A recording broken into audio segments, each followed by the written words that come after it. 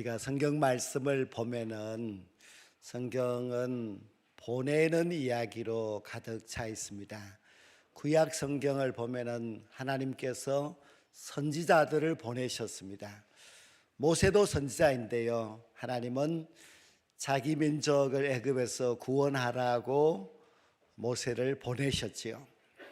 그리고 우리가 구약 성경에 보면은 엘리야 선지자, 엘리사 선지자, 또 예레미야 선지자, 이사야 선지자, 성경에 기록된 그 이름만 하더라도 너무나 많은 선지자들이 보내졌습니다. 그들을 보내신 이유는 구원하기 위함이었습니다. 자기 민족을 그 죄에서 구원하시기 위하여서 많은 선지자들을 하나님께서 그 백성들에게 보내셨습니다. 때로는 하나님께서 이방 민족에게도 선지자를 보내셨는데요. 그 대표적인 인물이 요나입니다. 요나가 저 아수르의 수도 니느웨로 보내져서 니느웨 성 사람 12만 명을 구원하는 그런 놀라운 역사가 있었습니다. 그래서 구약 성경은 하나님께서 보내셨다. 그리고 보내시는 목적이 무엇인가, 구원하시기 위해서 보내셨다는 것을 우리가 잘 알 수가 있습니다. 그런데 하나님께서 어느 날 너무 답답하셨는지 이제 자기 아들 예수 그리스도를 이 땅에 보내시기로 했습니다. 이것은 하나님의 엄청난 희생입니다. 하나님이신 예수님께서 이 낮고 천한 이 세상에 보내진다고 하는 것은 너무나 큰 희생이었지요. 그러나 주님께서 순종하고 이 세상에 오셨습니다. 예수님께서 이 땅에 오셔서 얼마나 많은 영혼들을 구원하셨습니까? 근데 예수님께서 이 땅에 계시다가 이제 하나님의 나라로 가시면서 역시 그 제자들에게 내가 너희를 보낸다, 그렇게 말씀하셨습니다. 아까 우리 교동문에서도 하나님께서 나를 보내심 같이 나도 너희를 보내노라는 그런 내용이 있었는데요. 정말 예수님께서는 그 제자들을 보내셨습니다. 그래서 거기 말씀에 보면은 하나님께서 나를 보내신 같이 나도 너희를 보내노라 하시고, 또 유언의 말씀을 하실 때도 너희는 가서 모든 민족을 제자로 삼아, 그렇게 말씀을 하셨습니다. 그래서 예수님은 만민을 구원하시기 위하여서 제자들을 땅끝까지 보내셨습니다. 예수님의 제자 베드로는 즉시 저 해외로 나아가서 로마에까지 가서 복음을 전하다가 순교하였습니다. 베드로의 동생 야고, 안드레는 그리스로 가서 그리스에서 선교하다가 역시 십자가에 못 박혀 죽었습니다. 어떤 제자는 저 아프리카로 가서 복음을 전하고, 또 도마라는 제자는 아시아 인도에까지 와서 열심히 복음을 전하다가 순교하였습니다. 그래서 예수님께서 내가 너희를 보낸다, 너희는 가서 모든 민족으로 제자를 삼으라 하신 그 말씀이 그대로 이루어져서 정말 예수님의 제자들은 보냄을 받은 자로서 수많은 영혼들을 구원하는 그런 놀라운 일들을 행하였습니다. 제자뿐만 아닙니다. 우리가 사도행전 말씀을 보면은 거기에 이제 처음 집사가 된 빌립 집사님은 사마리아로 가서 사마리아 성에서 복음을 전하였지요. 그리고 평신도들도 열심히 나아가서 전도하여서 많은 영혼들을 구원하였습니다. 그래서 신약 성경 역시 보냄을 받은 예수님께서 제자들을 보낸 이야기, 보냄을 받은 제자들이 온 세계로 다니면서 만민들을 구원하는 이야기로 가득 차 있으니 구약 성경과 신약 성경은 보냄을 받은 자들의 이야기라고 할 수가 있습니다. 저도 예루살렘 교회가 세워질 때에 첫 번째 교인들이 모두 몇 명이었습니까? 120명이었지요. 그들이 마가의 다락방에 모여서 기도하는 중에 성령을 받은 사람들이 120명이었는데 그들이 120명으로 그냥 머물러 있었던 것이 아니라 예루살렘 거리로 나가서 열심히 전도하여서 그때 3,000명이나 되는 교인들이 생겨나게 되었습니다. 그런데 그것이 이제 사도행전 1장, 2장에 나오는 내용입니다. 사도행전은 28장까지 있는데 28장까지 그 기간이 30년인데 30년 동안 120명의 성도들이 몇 명으로 불어났는가 학자들이 이제 연구를 해봤어요. 그랬더니 그 30년 동안 불어난 교인의 수가 10만 명은 되었을 것이다, 그렇게 추측을 합니다.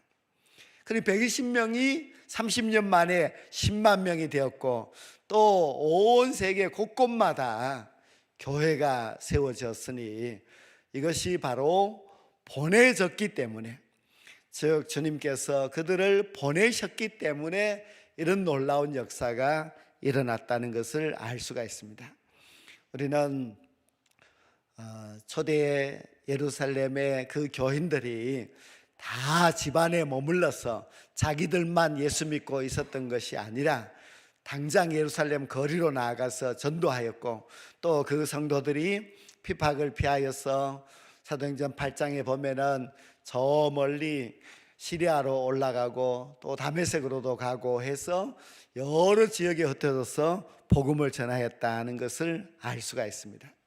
그 당시에는 전도하는 것이 결코 쉽지 않았습니다. 왜냐하면 모든 나라마다 자기들의 우상이 있었고 그 신을 섬기고 있었고 교통도 발전되지 않고 그런 시대에 이렇게 전도가 급속도로 이루어져서 수많은 사람들이 예수 믿고 수많은 교회가 세워졌다는 것은 정말 기적 같은 일인데요, 그 일이 가능하였던 이유는 바로 갔기 때문입니다. 가지 않고 머물러 있었다면 이런 일이 결코 없습니다.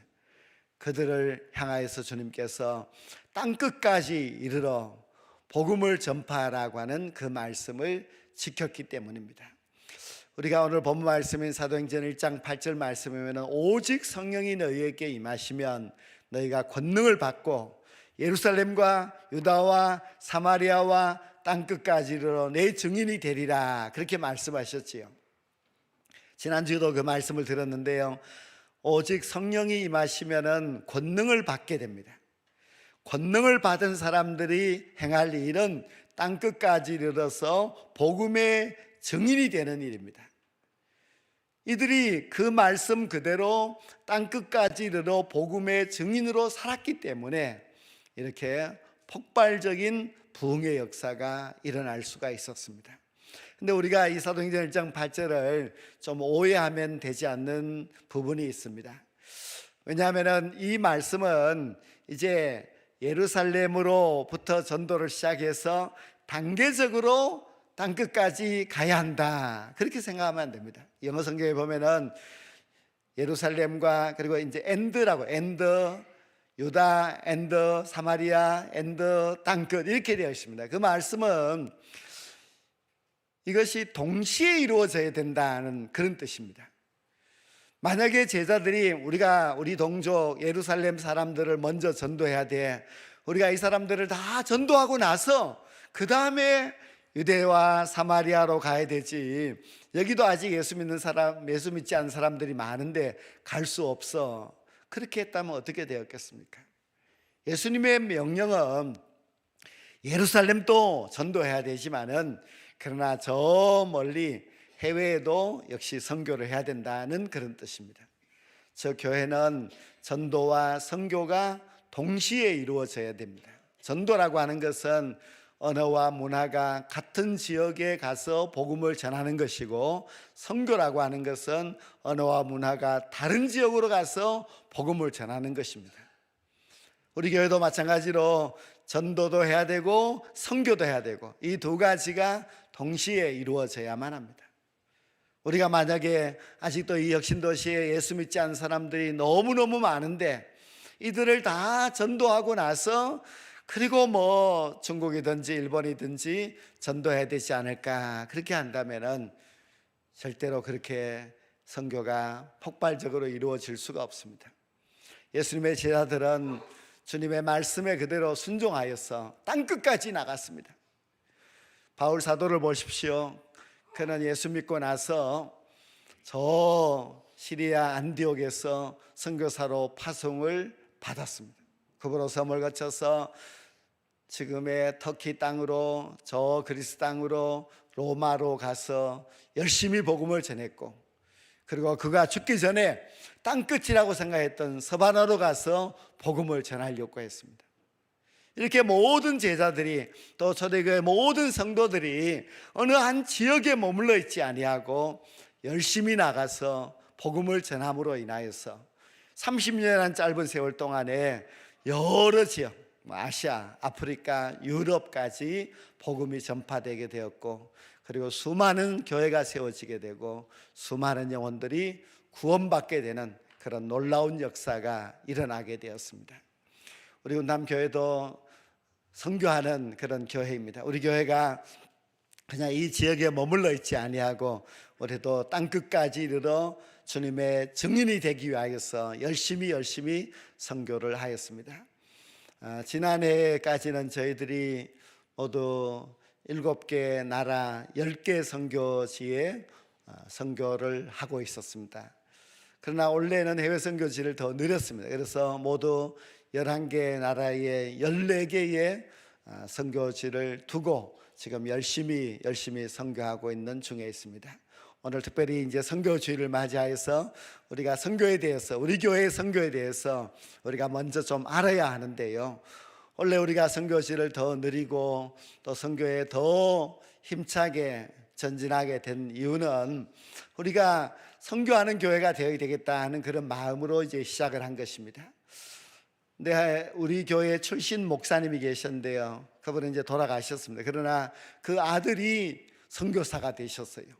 원래 그분은 캐나다로 가서 목회를 하려고 계획하고 있는 중에 하나님께서 베트남으로 보내셨어요. 어느 교회도 파송하지 않았는데 자기 스스로 베트남에 가서 교회를 개척하고 있는 중에 있습니다. 그래서 우리가 알고 그분을 도와드리기로 하고 선교비를 이제 1월 달부터 보내게 되었습니다. 또 원래 저희들은 저 머나먼 땅인 방글라데시와 또 키르기스탄 또 이제 선교사로 보내기로, 선교사를 후원하기로 그렇게 하였습니다. 근데 방글라데시를 가만히 보니까요, 이 나라는 이슬람을 믿는 사람들이 75%가 되고요, 힌두교를 믿는 사람들도 참 많습니다. 그래서 이슬람 믿는 교인들 또 힌두교 믿는 교인들을 모두 합치면은 전 국민의 99%가 이렇게 이슬람, 힌두교를 믿는 그런 나라가 방글라데시입니다. 그러니까 그런 종교에 속해 있지 않은 사람들은 1%밖에 되지 않는데 그 땅에 선교사님이 가서 열심히 이제 선교하고 있는 중에 있습니다. 이 키르기스탄도 마찬가지입니다. 이 나라를 가만히 보니까 이슬람교를 믿는 사람들이 75%가 넘습니다. 그러니 선교하기가 얼마나 힘들겠습니까? 그러나 그 먼 땅, 그리고 너무나 선교하기 힘든 그 땅이지만은 이 선교사님들께서 가서 열심히 선교하고 있고 저희들이 그들을 돕게 된 것입니다. 또 원래 새로운 선교지와 선교사님이 있는데요, 네팔의 크리스 선교사, 또 스리랑카의 아상카 선교사를 돕게 되었습니다. 이분들은 누군가 하면은 한국에 돈을 벌기 위해서 근로자로 왔다가 예수님을 만나고 예수 믿고 나서 그 모든 것을 버려두고 자기 본국으로 돌아가서 이제 선교사가 되어서 특히 어린이 전도 사역을 열심히 하고 있는 그런 현지 선교사들입니다. 그래서 우리가 기아 대책을 통해서 그들을 알고 그들을 이제 도와드리기로 그렇게 한 것입니다. 참으로 귀한 그런 선교사들이 참 많이 있고 그 선교사들이 그 어려운 역경 가운데서도 선교하고 있는 것을 우리가 좀 알고 기도해 줘야 되고 또 열심히 그렇게 도와줘야 할 것입니다. 우리 운남교회는 일찍부터 선교하는 교회였습니다. 우리 운남교회가 일찍부터 참 열심히 선교하는 그런 교회였습니다. 우리 운남교회 시작을 보면은 부예리 선교사님이라는 분이 이리로 지나가다가 이 마을에 있는 사람을 전도하여서 그들이 예수님을 믿고 운남교회가 세워졌습니다. 그리고 운남교회는 선교사에게 빚진 교회였기 때문에 우리가 그 빚을 갚기 위해서 해외 선교를 일찍부터 하였고 또 열심히 그렇게 하였습니다. 최근 10년 동안 우리 운남교회가 해외에 교회를 건축해 준 것이 모두 다 5개 교회가 있습니다.